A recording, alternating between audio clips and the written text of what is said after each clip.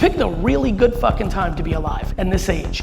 The opportunities, I think a lot about us that came up in the game pre-internet. When I think about what you have at your disposal in your phone to do business, my mom literally, she's like, if you had the internet and social media, you would have never graduated high school.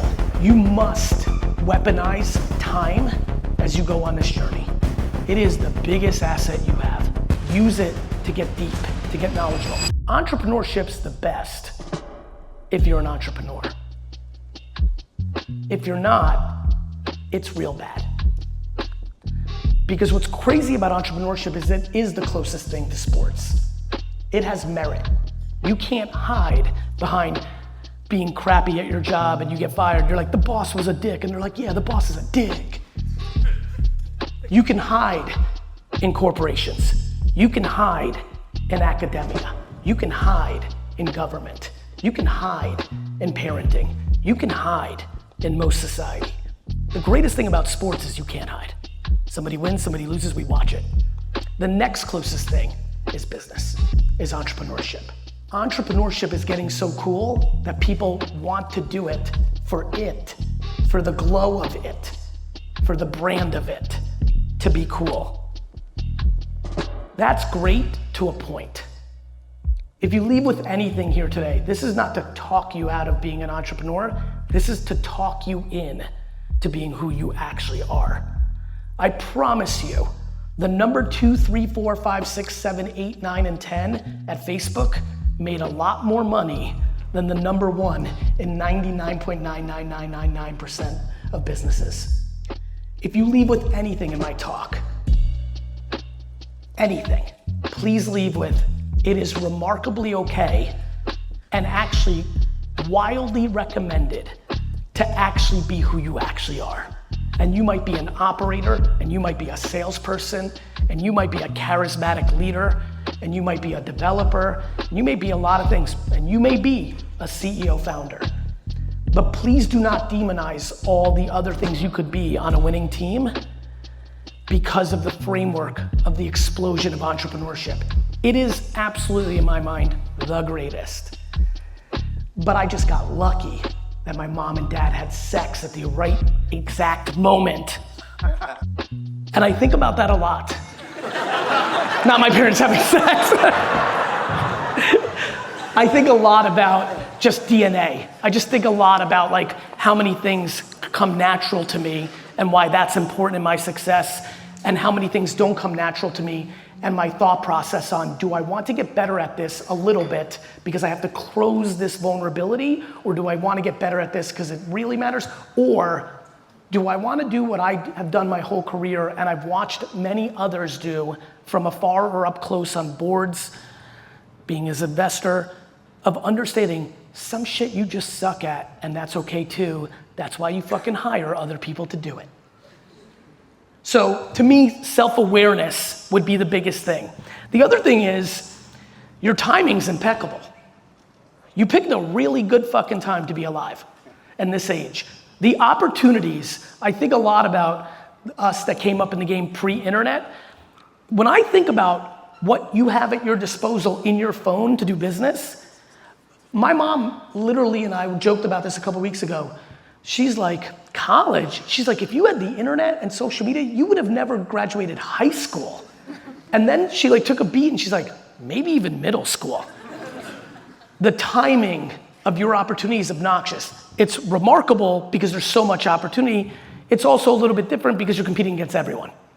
We're really competing against everyone. But some of the trends, and this is where I hope to get into Q&A, the timing is remarkable because there's so much going on. There is so much going on right now of opportunity in the world, and there's a couple of trends that I want to call out before we go into the Q&A. And I'm just gonna give you like straight stuff that like, if you're sitting in this room and you're hyped about your journey, but you don't know exactly what company you want to start or what you want to build, I'm just gonna give you a couple of macro things that I see. One of the core pillars of my career is seeing what consumers are about to do a little bit earlier than others. The first one, and it's not even close, live shopping, social live shopping is here. It's been in China for 7-8 years. It's very easy for you to look at what's been going on over there. see the pattern recognition, but it's tipped. It's tipped in North America. If you have an apparel brand, if you want to start a retail store, if you want to start a beauty brand, shit, if you want to sell anything, I am more interested in pushing you to do 20 to 50 hours of homework on live shopping social than opening a store, than opening a Shopify. I know that's sacrilege in Canada. Though you should open a Shopify. You should contemplate, well, you're gonna need it to integrate into the back end, but instead of affiliate, which is also a great move, live social shopping. TikTok Shop, an app called Whatnot. How many people here are familiar with Whatnot? Raise your hands. 9. Like and I'm telling you, it's big, and it's real.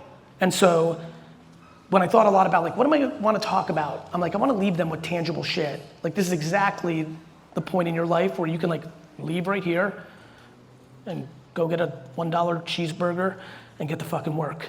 And so live shopping is real serious. I highly recommend you looking at that. Next, for all these inspired, aspiring influencers, I have bad news. Virtual influencers are coming and they're gonna take your money. So the other space that I would highly recommend you look into is I believe in the next decade, half of the influencers that matter, the Charli D'Amelio's, the Logan Pauls, the Mr. Beasts, will not be actual human beings. They will be AI avatars in real form, not Michaela that looks like a robot. No, like the girls that some of you see on Instagram that you think is a real girl, but she's already fake. That's gonna happen for everything. It starts with usually porn and like sex tend to innovate first, but you'll see 73-year-old grandmothers that are fake people pushing grandma shit on social in 2 years. You can own that. Intellectual property, I see some of you, which I appreciate, rocking the entrepreneur elf gear. I have an intellectual property called VeeFriends. I'm building it because I don't know if you know this, but Pokemon is worth $100 billion. Let me say it slow for the kids in the back. Pokemon is worth $100 billion. Intellectual property, Marvel, Star Wars, Disney, Hello Kitty, monster businesses. I've been following it for a long time. I've always wanted to buy one.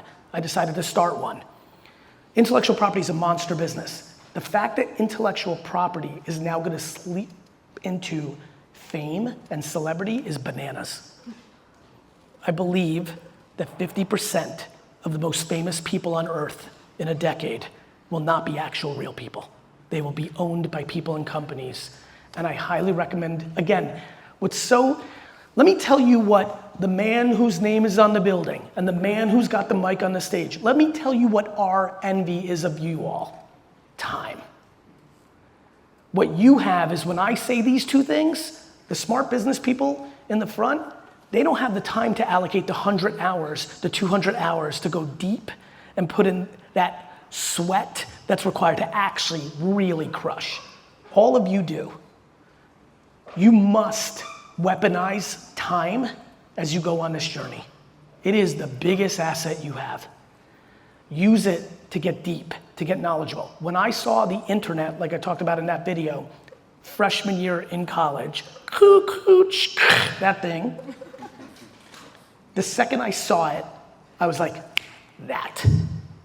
And then for the next 4 months, instead of doing fucking keg stands, I fucking just worked and figured it out. And that became the foundation of why I even get to stand here today.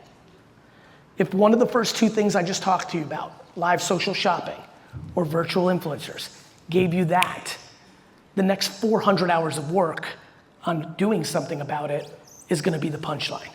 The greatest thing about entrepreneurship that's very different than politics is you have to actually execute on it. I don't know if you know this, but you can't read about push-ups. You have to actually fucking do them. And that's how this game is. You can read all you want about live shopping or virtual influencers or anything else that you want to do. Build a direct-to-consumer tennis racket business or whatever you're thinking. But the only way you get good at this game is by practice. In the great words of Allen Iverson, practice. Yeah, we're talking about practice. It's the only way you can actually win this. For everybody under 30, raise your hands. I thought you were gonna raise your hand. One more time, hi. This is disproportionately my favorite piece of advice. I know that it is not commonly thought of, but I cannot wait till I'm in heaven looking down when the world fully agrees with me on this one. From 20 to 30, the only things you should be doing is ridiculously high risk, high reward activities based on shit you fucking like. I'm telling you. Because this is the age where you guys can like get together and have 6 of you in a fucking studio and eat dog shit food and be fine. If Rick fucking ate dog shit food, he'd be out of commission for 2 fucking days, shitting his pants. Right? I'm telling you, you gotta look at the OGs. We know, we fucking lived it. So the answer to your question is, what do you like? What is your favorite shit on earth? Like, that is what the business you should start. Not where you think the money is, not what you heard, not what you saw, like what are you most into? Music, sports, nightlife, fashion, whatever it is, that's what you should do, because if you love it so much, you're gonna have the energy to actually put in the 18 hours a day that is actually fucking required to actually build something.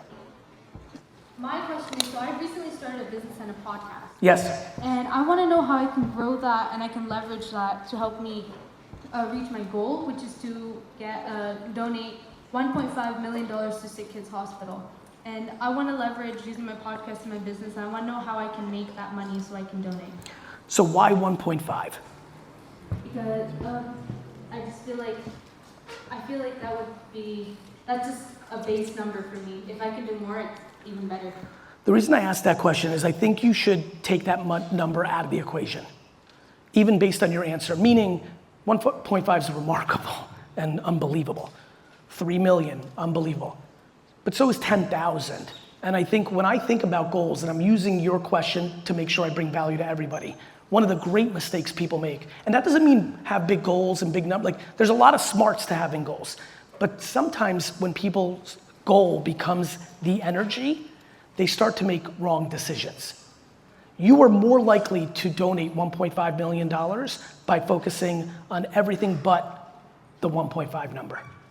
So, and let me tell you this, as far as the podcast, how can you do it? What's the business? So my business, I create websites, logos, I do video editing. Love. And I post on LinkedIn and try to get people to reach out to have my services. For my podcast, I interview professionals and I ask them what their advice is to young leaders who want to become successful. How many podcasts have you done? I've only recorded my first episode last week. Amazing.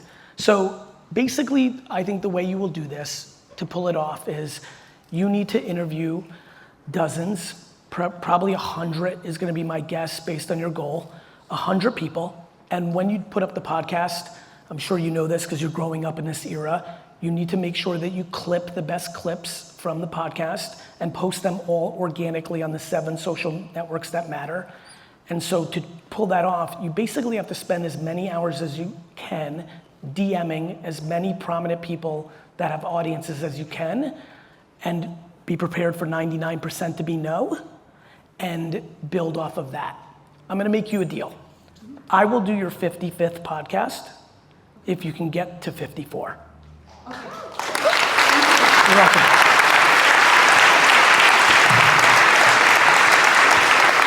How do you know when your side project can become your main gig? Like You don't.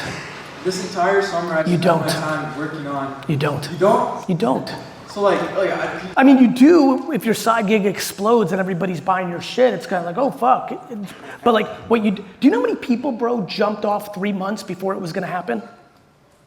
And do you know how many people hung on to some shit 8 years too long? You don't. You know, like there's just all of us again who've been in the game. We know this. Timing is everything. It's real. But do you know? You don't. What you know is your situation.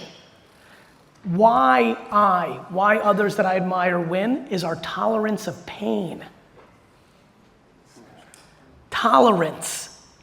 Can I ask a follow-up? Please. So how do you know when you can take that down? Because can I just explain the situation real quick? So Yeah, go. This entire summer I spent my time just working on how to build an AI real estate agent. Okay. And I use my dad's real estate license, I use my friends as connections. Love. And I just use my friends open AI credits and we just built something together. Love. And, I did 8 leases. Now, I don't know if that's enough to just pursue it as a main gig, or like... What's holding you back? 8 sounds good. I thought you were gonna say 0. 8's amazing, right? Well, school's holding me back, like... Quit. Like, my parents are always saying you have to stay. I don't want to. So quit. So, we should just pull the trigger? Yeah, quit school. Oh my God.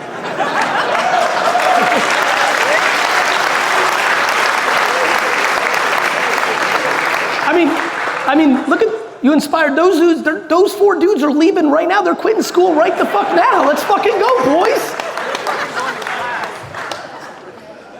Entrepreneurship is not taught in a classroom, with all due respect. I assume you're worried about what your parents are gonna think. Yeah, that's my only worry. About, because you love them or because you're on the payroll?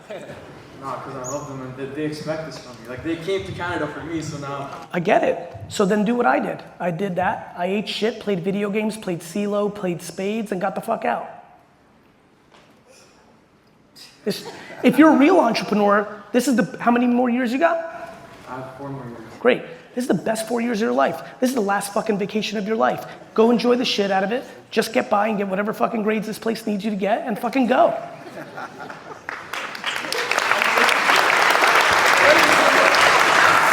As a founder, I'm putting my ear to the ground. I'm speaking to a lot of customers and trying to sell what I need to do, but I have a co-founder and I want to know, like, from your experience, how do you take the information that you're getting onto the ground and communicating it in a way that's inspiring to your team so that they don't get burned out from the constant changes? You said in your book, your assistant has like a funny term for a word that's super, super important. And so just curious how you drag your team during that process along. Empathy. Empathy is a superpower. Like, I understand that I may be driven or have more natural energy than the people around me. I've never, from the day that I started operating, thought that my employees should work as hard as me. I think one of the great mistakes that founders and leaders get caught up in is thinking that their employees should work as hard or harder than them. If you want them to work as hard as you, give them half the business. You know, so I think in a co-founder situation, that's a little bit different. You know, are you talking about the rest of the company or are you talking about your actual co-founder? My actual co-founder. Yeah, that one is hard. Have you guys divided and conquered the business? Divided and conquered. He does the product and engineering and I do the sales. So I'm speaking to the customers all the time. Got it. And so you're coming home and you're like, hey, you got to make these changes. How do you adjust? By reminding him that if you don't make the changes customer wants, you guys are going to go out of fucking business. Correct. And then you just get a sense of like how he's reacting. Usually in this scenario, if you think he's epic, but it's too much and you're smart and you're like, fuck, I need 7 more features, that's not feasible with him and the 2-person team. Where you want to get into a place is how do you add more resources to the team? Right? Do you raise more capital? Do you borrow? You know, like, and then sometimes you have to make a tough decision. The amount of sales-driven co-founders that have had to force out their technical co-founder and the amount of technical co-founders who were capable, but their sales focus leader wasn't able to sell. That's a very common game in co-founders. It's a great partnership when it's right. I would just recommend kind candor. I think kind candor is something that took me a long time. Believe it or not, I'm super candorous on stage, I just did it, yay. But in real life, if I like you, it was hard for me to tell you the truth because I'm overly positive, optimistic, and I eat shit, I do it for a living, and like I put it on my back, I'm that guy, and it allowed me to gain, build resentment, and it made me sloppy and firing, and so I think kind candor, because a lot of people use candor, radical candor was a term for a while. I think people use candor a lot of times to weaponize politics and just being a dick. And I think kind candor is a different game. It's like, yo, how long have you guys been together? 14 months. Right, you're like, listen, we've been on this journey hard for the last year plus. I get that I'm asking for these things. Maybe you want to come with me so you can see what I'm seeing because it's not going to matter if they don't want it. You just got to try honey, vinegar, optimism, fear. Like you got to be like a fucking Swiss Army knife, right? Like too many people just have a screwdriver and they try using a screwdriver. You need 78 moves to make it happen. And then sometimes you have to look in the mirror and be like, is this actually the right partnership? Thank you. You're welcome. Gary, I'm Kyle. I'm 21. Pleasure. Currently founding a health startup currently. Awesome. And one of our big focuses is going to be digital marketing. Yes. You talk a lot about it. I like guys like Russell Brunson. Yes. About what the next thing Yes. is going to be and staying ahead of the game. What do you think is going to be that next thing that comes for digital marketing that will reinvent the Live social shopping. Now, what's cool about live social shopping, obviously you sell wine or trading cards or t-shirts, easy. It's QVC, it's Home Shopping Network, it's whatever you had here in Canada, I'm sure you had some version. If you're selling a SaaS business, if you're selling a service business, it would seem counterintuitive. But I do think that live streaming in that environment is going to work quite a bit. Other than that, usually my answer to your question is I don't know. I don't really know what's next. My skills over the last 20 years has been to act fast when I see it. Like I know that way too many people don't market on LinkedIn enough. That's why I made a big point of it in this book that everybody has. I know that YouTube Shorts is really good because people don't realize that YouTube is the second biggest search engine in the world, right? So I know that Google AdWords is in trouble because AI is coming and people are using ChatGPT and Perplexity instead of going to Google, and if you're not using Google, you're not gonna see Google ads. So people that are 100% reliant on Google AdWords are very vulnerable right now over the next 5 years. Not tomorrow, but 5. So I know influencer marketing is still grossly underpriced or overpriced depending on how smart you are and how you deploy it. Some people are a great deal, some people are a ripoff. It's not just following count. There's a lot of art and science underneath these tactics. What's the health startup? We're a platform that allows health service providers to connect with consumers from within their own health. You should live on LinkedIn. Live. The way, if you read the book or if you see my current content, what I'm trying to get all of you to understand is organic content first. If it does well, then media. The last chapter pre-iOS 14.5 update was A/B testing variants with media, $50, $100, $500, get what works, then pour lighter fluid on it. Today's world is organic social to see what actually pops, then convert it to performance. If you live on LinkedIn and make content that you think will bring value to the people that you're targeting and that thus brings awareness to what you do, if you see something pop off, your first post might get 13 views. Might get 7, but when you get that one that gets 400 or 5,000 or 20,000, if you convert it into like a free trial or a seminar, like you need to really, really spend a lot of time in LinkedIn because for free, right? No media spend, just organic, that is where your customer is. Thank you. You got it, brother.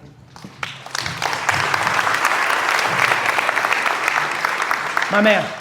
Hi, Gary. My name's Francesco. First of all, I just want to say thanks for coming out and giving your time today. I'm pumped to be here. I love your idea of the jab, jab, hook. Yes. But what I wanted to ask you, if you had any advice for an entrepreneur who maybe have got a couple unsuccessful ventures and not necessarily sure what kind of value to provide or what that kind of hit thing, will be? So I wrote a book called Jab, Jab, Jab, Right Hook. And it was basically the precursor to the purple book here. Wrote it 10 years ago.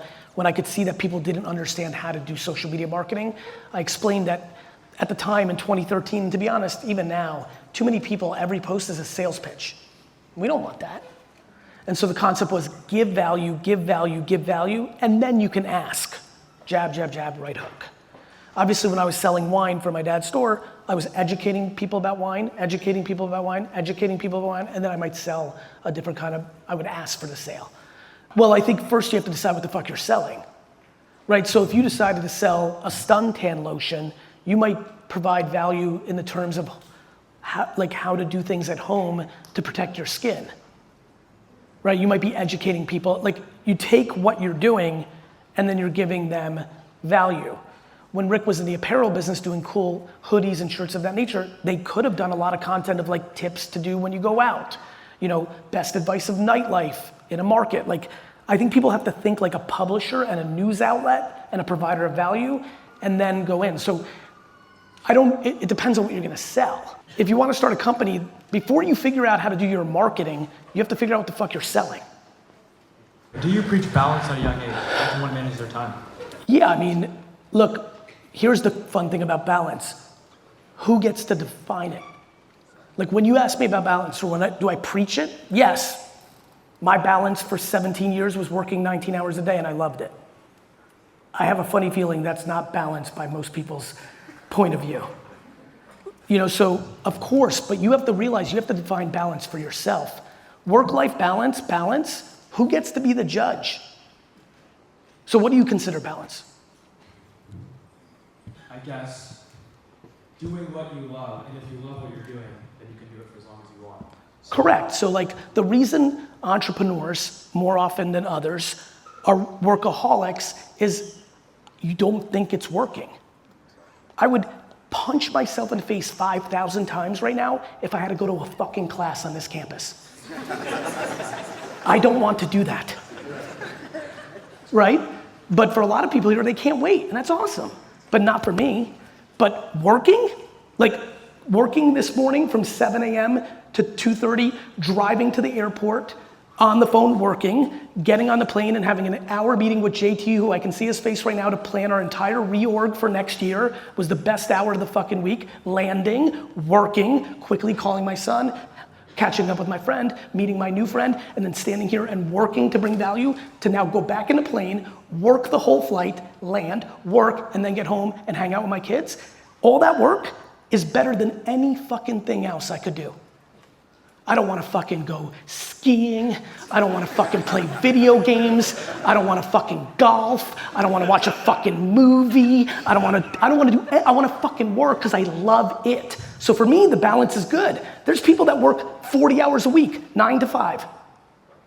They live for being on the softball team or going home and watching a movie, and they can't wait for the weekend, and they love a fucking national holiday. And I don't think they're balanced. I think they fucking hate 40 hours of their week. That. Gotcha.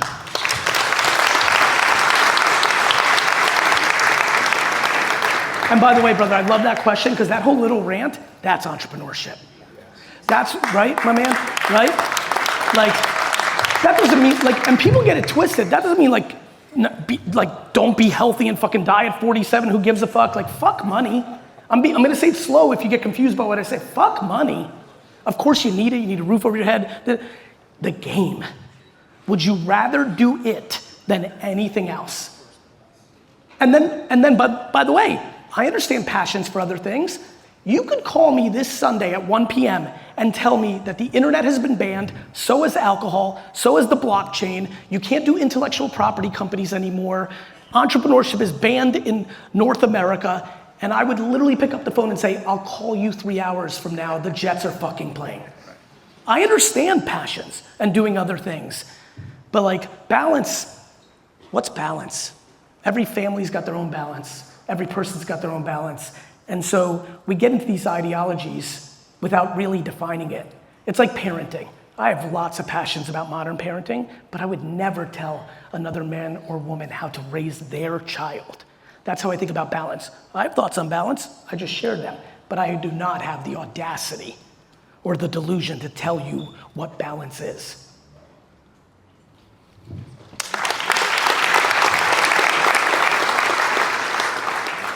Hi Gary, thank you so much for coming and being so real with us. Of course. My name is Seema, I'm 21, and I was wondering, you talked so much about social media being such a powerful tool of our generation, but for so many of us, I think in this room, it's such a big distraction, and it distracts us from our passion projects.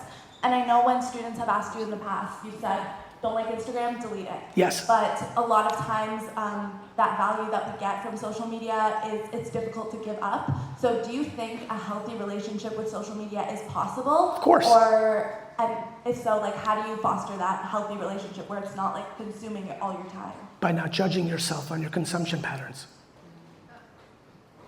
You just said to me, I'm distracted from my passion, but I'm getting value from this. So then it's like alcohol. Alcohol out of balance is bad, bad.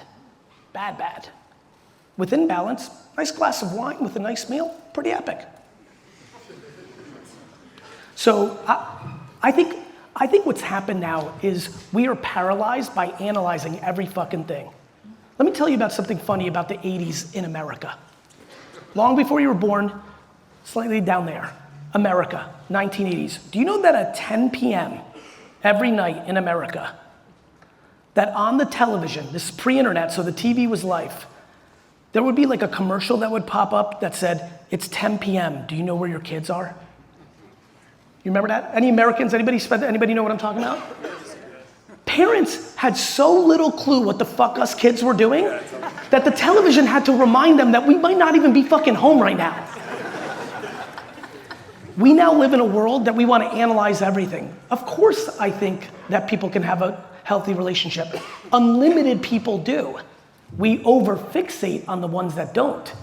It's an indication to where the world is right now. Do you know how many wonderful acts of kindness and graciousness and respect happened in the world in the last 24 hours? A lot more than despicable. Yet, all we do is pay attention to the despicable ones. We are over-fixated on the wrong thing. If you get value from it, then you should use it. Of course, you're gonna spend some time on it. But if you're not getting to your passion projects, that's not social media's fault. That's your fault. That's called discipline. That's called you're talking out of your fucking ass and your actions don't match it. I come up with all sorts of bullshit excuses to why I don't eat as well as my fiance wants, but they're fucking excuses. Nobody fucking made me eat those bullshit M&Ms on the plane. That. You're capable. Everything that's happening right now is the world is trying to tell you that you're not capable. Fucking, do you kids have this phenomenon too? There are 20-year-old kids in here who have an app on their phone right now that their parents are tracking and know where you are. Most of you actually have that shit on your phone. You should delete it right now. That's fucked up. You're a fucking grown up.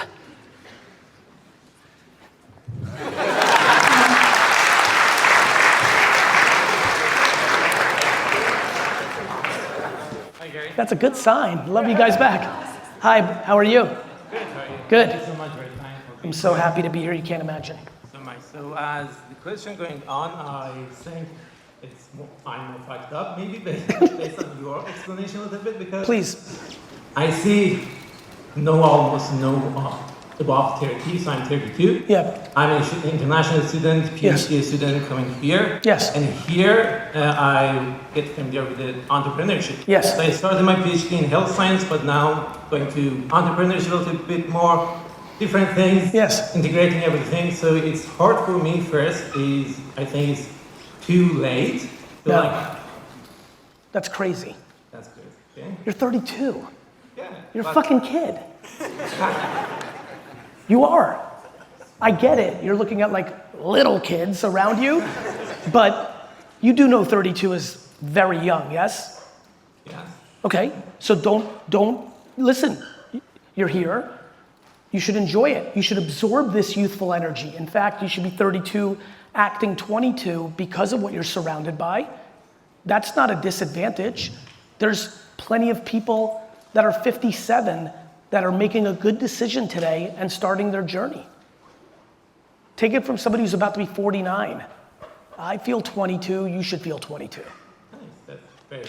Good. Now the question side. Yes. So I'm starting in creating a content. I'm studying a startup. Yes. So I started a website just recently to start creating content and gather a general audience for myself. Good. And the general thing is about integration of AI in health sciences. So I'm a physiotherapist also. I work with patients. Good. So there's lots of things that you can do Good. in this content. Good. But in your advice on social media, and you're mentioning that the AI is getting there, so we have virtual AI coming up, so everything is being more challenging. Of course. And how we can be more authentic, so maintain our authenticity and stand out in the years coming, especially with the AI, and it would be much easier or much harder for us to be more authentic? I don't think so. I think authenticity doesn't change with the challenges of technology.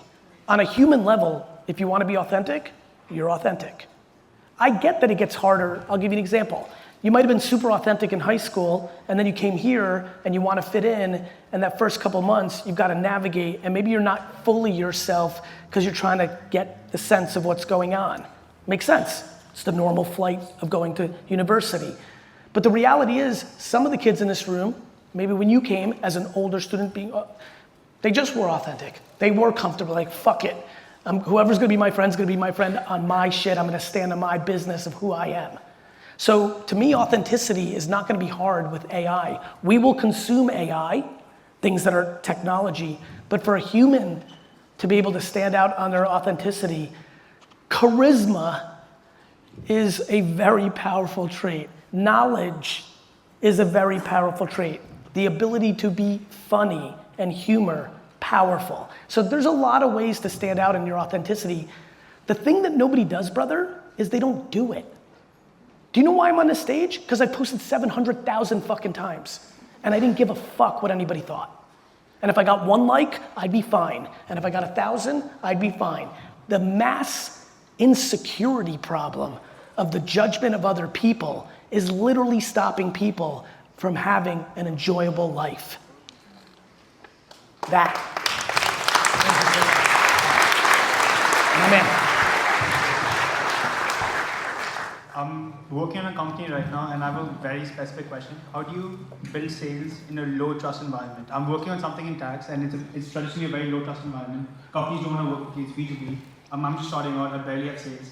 No sales, I have a product, I've applied to YC, I've applied to these places. I've got a lot of interest because it's a very interesting industry to be working in. I'm working in renewable energy tax credits. So I've got a lot of interest, but I'm struggling with sales because they want to work with people who are established, and I'm not established. I can't establish myself without getting sales. I know the game. How many people have you asked? About 30 calls till now, and I've had the same problem every time. And how many people are in the addressable market? How many more people can you sell this to? We're targeting people with $10 to $100 million in revenue, so that's 200,000 people in the US. Great. Sounds like you have to call 199,970 more people.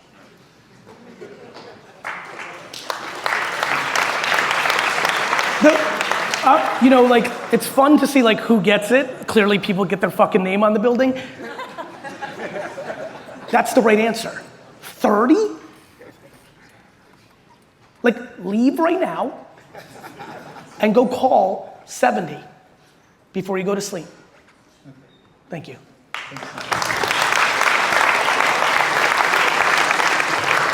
Crew, I want to make sure it's not like going over, like, when you have a sales problem, but you know this gentleman's lucky, he knows who he's going after, and he answered a bunch of, like, I'm optimistic for him because he knows he's got a 200,000 person, business's addressable market. He's gone to 30. He literally actually has to DM, email, send a message on LinkedIn, or make content that he targets to the employees of those 200,000 addressable people on LinkedIn. Like, he only needs one yes, you know that, right? You know, like, your like loser friend who never like has a girlfriend or boyfriend, but then like finally they get one and they're in the game? That.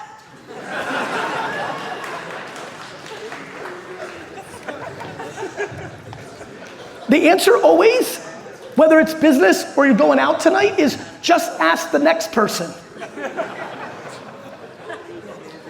Hi Gary, my name is Ian, I'm 18. Thank you for coming out tonight. We all love having you here. Thank you, Ian.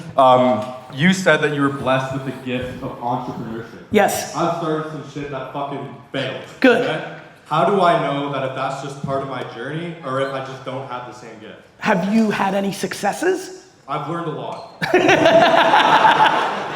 Look, you're in the best spot, bro. At 18, I don't know, I'm not fucking Nostradamus, but you need to go and try 3 or 4 more things and there was a lot of things I'm happy that I got to say today because I'm very improv-y in the way I roll.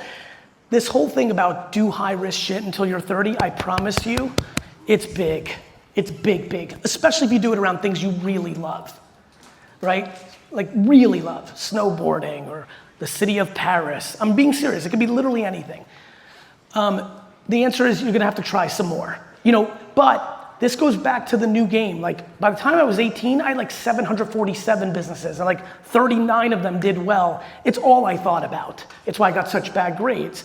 I was very purebred. There are plenty of entrepreneurs who are far more successful than me that didn't go crazy in their youth the way I did and started it around now and found their way. I think you just gotta try 2 or 3 or 4 more. And then if you wake up at 24 years old and you remember this talk and nothing has happened for the last 6 years, maybe that's when you need to latch on to a purebred entrepreneur because your DNA might be a number 2, 3, 4, 5, 6, 7, 8, 9, 10 because you love the entrepreneur thing, but you just might need to be the 12th employee in a great company, not the 10,000th one day. Make sense? Yeah, gotcha. My man, you're looking sharp. You came correct. Fucking sharp, bro. Is it cool if I record this? Yeah. I appreciate it. You brought a suit. I look good for you. Yeah, man, you look great. Do you think social media will ever like max out? Yes. I see. How long do you think that will take? I think the glasses you're wearing right now in 7 or 8 years might take it out. Like, you know, because when we go, the phone was conducive to being our primary device to allow social to be quite effective. I think when glasses come, and I don't know if you saw Zuckerberg's keynote, I was actually in it, so I've actually previewed the new glasses. That's some different shit. And even though I wore them and saw my Instagram and things of that nature, you can start developing how other things will emerge because the whole context of VR and AR will change. The phone, just like the television, just like the radio, just like the printing press, will have a run, and then it will start to decline. Right now, social is remarkably effective because of the format of the distribution. As our distribution of information and entertainment changes, new form factors may come alive. So, yeah, of course it will max out. The reason I wrote this book, Day Trading Attention, is it's not maxed out right now, and no matter what a person's hopes and dreams are here, professionally, socially, globally, family-wise, it is stunning how a free platform, social media is free. Free. When you post, it's free. When you buy a full page ad in the newspaper here, it's not free. When you go try to buy a commercial on the BBC, not free. When you try to get a sign inside the stadium, not free. Nothing's free. Direct mail, not free. Social media is free, and the way it's written now, with the TikTokification, one post can get to everyone. It can change your life. One LinkedIn post can get you 4 customers, and it can change your life. I'm just flabbergasted that people are not going all in on this free thing, and that's why I wrote it. And so right now, it's the most underpriced lever to make good shit happen. It's amazing. Outside, just one more question. Do you think you'll ever, how far do you think you are, how far away do you think you are from buying the Jets? I don't know, like this private equity thing really fucked me up. They made a new rule in the NFL that private equity firms can buy into teams, so it's gonna skyrocket the values. So I keep fucking, like it's this fucking never-ending chase. I keep getting bigger and it's working, but the fucking value keeps outpacing me. But this goes back to what I wanted to tell you all. It is my dream to buy my favorite football team. I've had it since I was literally in 4th grade. I believe I will, but I promise you I will not be disappointed if I don't. Chasing it is more fun than getting it. Yeah. You touched on platform businesses, software businesses in 2005 to 2008 and how just optimistic and rich these businesses and the people behind these businesses were. Yes. What do you think, kind of you talk about now you get the good and the bad, but back then you had the great. What lessons can we take, can we learn from that time in software, and what can we take into? It's a great question, brother. I think what you can learn is that when few see something, it's always gonna attract the right kind of people. It's really cool you asked that question. The people that are innovating right now in virtual influencers and AI characters and in live shopping have a different gear than the person that's just starting another social media agency or another AI bot.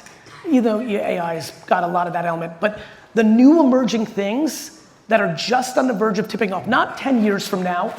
For example, I just talked about glasses. It seems like a lot of you raised your hands, you got a sense of me. I'm not talking a lot about VR and AR. You guys know that if you follow me. I'm watching it every day, but I will talk about it when it's ready.